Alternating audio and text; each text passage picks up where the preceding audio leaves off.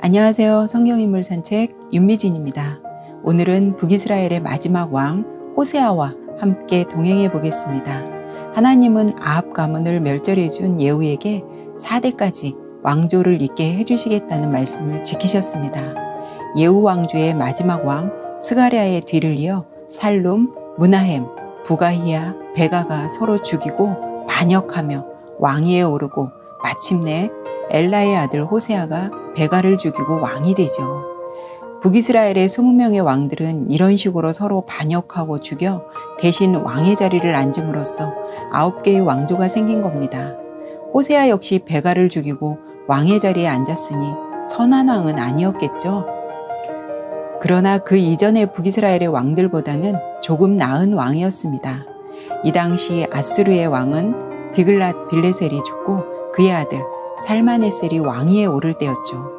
왕위가 바뀔 때쯤 북이스라엘은 그동안 아수르에게 바쳐오던 조공을 끊어버립니다. 왜냐하면 호세아가 애굽 왕 소에게 도움을 요청하고 애굽과 동맹을 맺으면서 더 이상 조공을 보낼 필요가 없다고 생각한 거죠. 이를 눈치챈 아수르는 자신들을 배반한 호세아를 감옥에 가둡니다. 뿐만 아니라 아수르는 사마리아를 3년간 애워싸며 백성들을 힘들게 했죠. 결국 호세아 제9년에 아수르 왕은 사마리아를 점령하고 북이스라엘 백성들을 아수르로 끌고 가서 여러 성읍에 둡니다. 그리고 주변 여러 민족들을 사마리아로 이주시켜 거주하게 합니다. 이러므로 사마리아 사람들은 여러 민족과 섞여 혼혈 민족이 되었죠. 북이스라엘은 나중에 예수님이 오셔서 사마리아를 언급하시기 전까지는 완전히 역사에서 사라진 듯 보였어요. 신약 성경에서 유대인들이 사마리아 사람들을 무시하고 경멸하게 된 역사적 배경이 바로 혼혈 민족으로 된 것 때문입니다. 이것이 아수르의 식민지 정책이죠. 타민족과 혈통을 섞어 정복지 내에서 반란 세력이 일어날 수 없도록 아예 싹을 제거해버리는 정책입니다. 이렇게 해서 북이스라엘은 BC 722년에 아수르에 의해 멸망당합니다. 여러 민족이 사마리아로 들어와 살 때 여호와께서 사자를 보내 사람들을 죽이게 하셨어요. 이는 여호와를 경외하지 않아서였습니다. 사람들이 죽어나가자 이를 아수르 왕에게 보고했겠죠. 사람이 죽어나가는 이유를 알게 된 왕은 잡혀온 이스라엘 사람 중에 제사장 한 명을 찾아내서 하나님을 섬기는 법을 가르치게 합니다.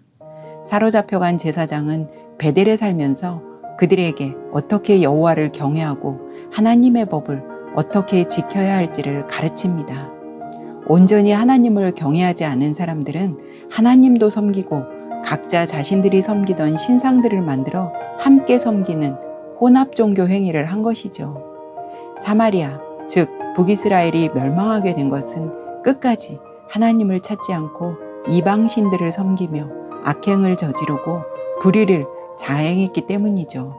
하나님 나라, 제사장 나라의 규례와 법도를 지키지 않고 회개하지 않았기 때문입니다. 제사장 나라의 미래는 주변 나라들과의 동맹에 있지 않습니다. 하나님의 법을 지켰느냐, 지키지 않았느냐가 결정하는 것이죠. 여러분, 오늘 하루는 어떠셨나요? 북이스라엘을 보면서 하나님은 무조건 심판과 징계만 하시는 것이 아니라 죄를 짓고 있는 백성들을 향해 끊임없이 돌아오라고 선지자들을 보내주셨어요. 그러나 귀가 닫히고 눈이 어두워져서 들을 수 없고 볼 수 없었던 것이죠.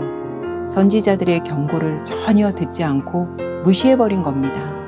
지금 누군가가 나에게 어떤 조언이나 경고를 하고 있다면 혹시 내가 잘못 가고 있는 길은 없는지를 점검해 보면 어떨까요? 성경인물 산책 윤미진이었습니다.